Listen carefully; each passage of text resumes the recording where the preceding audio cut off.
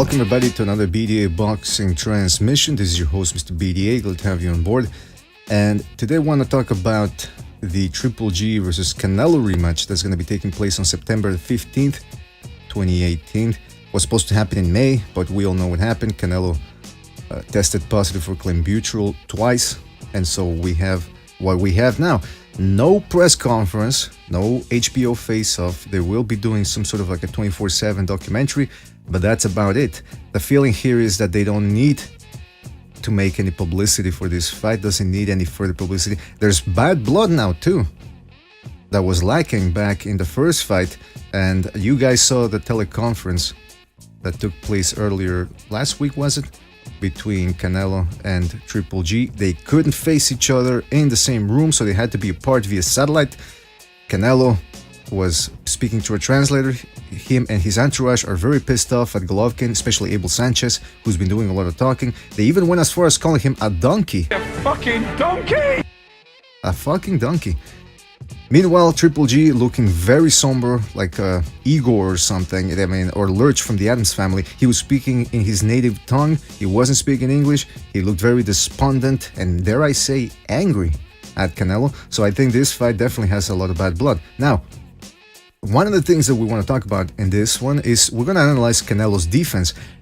We analyzed Triple G's defense from the first fight, so if you guys want to check that video out, you can do so by clicking on a link that's going to be in the description of the video, or wait until the end of the video where at the end screen you can just click a button and it'll take you to the first video that we did.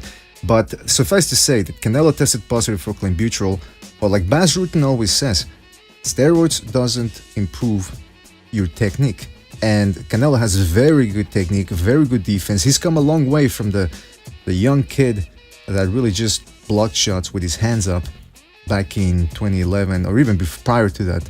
He's really added some wrinkles to his game, and so we're going to take a look at all of those wrinkles and how good and sound he is when it comes to defense. Alright, so let's start with Canelo's propensity to lean back.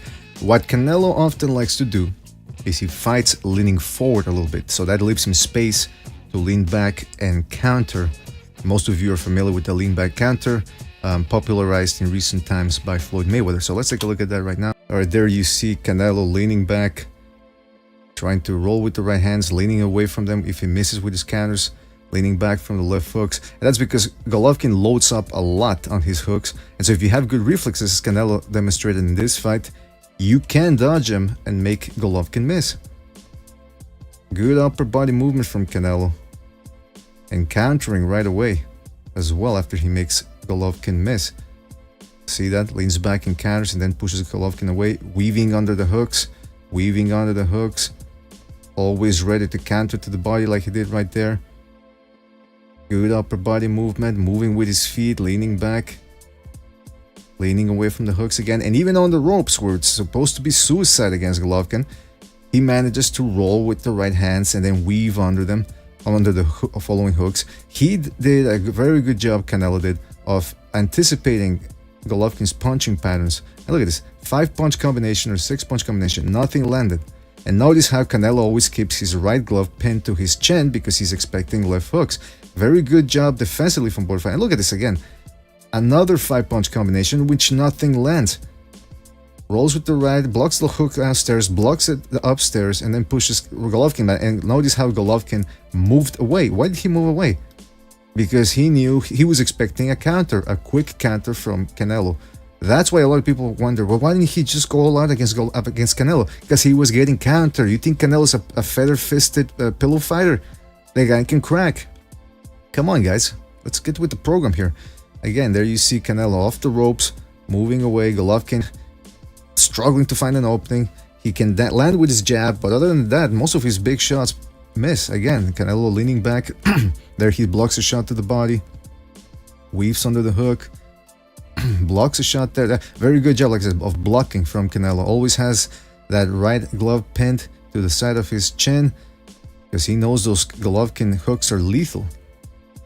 Look at that footwork here from Canelo. There you go. And he was ready to roll with the right hand. And that's the other thing that we're going to look at here is Canelo's ability to roll away from Golovkin's right hand. He really neutralized that right hand with his ability to roll away with it. Look at this. and countering with an uppercut. Hence the reason why Golovkin wasn't so ready to just attack the way he did against a guy like Kell Brook, for example. Canelo rolling with the right, rolling with the right, rolling with the right. Again, beautiful job from Canelo of doing this. And you're gonna see, we're gonna show you exactly how he was able to pull this off, because the feet are involved in this. Look at this, again, ready to counter with the uppercut. So the way this works is, you're gonna notice here, Canelo, look at his feet pointing towards Golovkin, right? And he's a little squared up. There he starts turning to the side. He starts to turn to his body to the side. And look at his rear foot. He starts dragging it backward as he's turning his body. And then notice that he doesn't back away. Like, he doesn't back away at that point towards the crowd. What he does is he twists his body and then he leans back towards the left. And so he makes Golovkin miss, and he's able to step away, pivot away, I should say, and changes the angles, and now Golovkin has to reset. So that's how essentially he was able to do it. Here we see more examples of him moving his head, rolling away, rolling and trying to counter. Again, Golovkin rolled himself, but then Canelo was able to make him miss afterwards with the counter.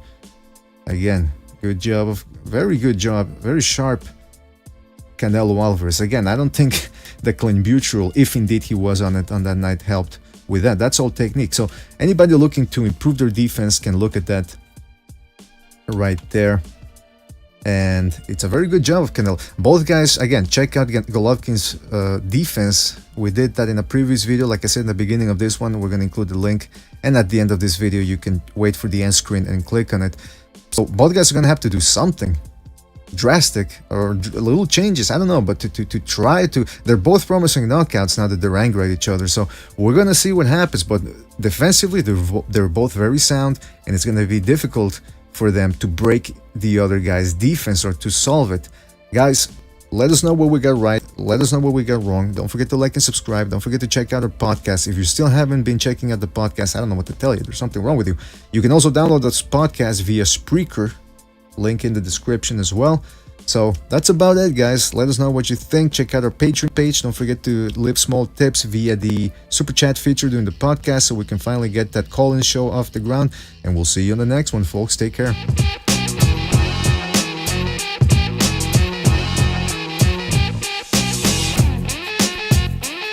BDA Boxing.